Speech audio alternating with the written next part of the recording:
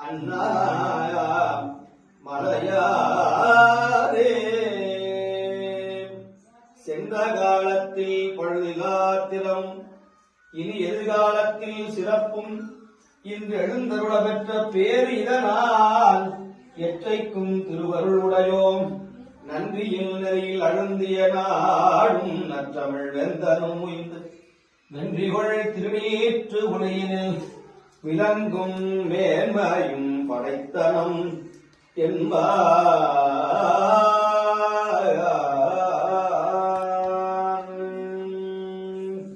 வான்முகில் வடாது வைக மணிவரம் சுரக்க மன்னன் கொள்முறை அரசு செய்ய குறைவில்லாது வீழ்க வாழ்க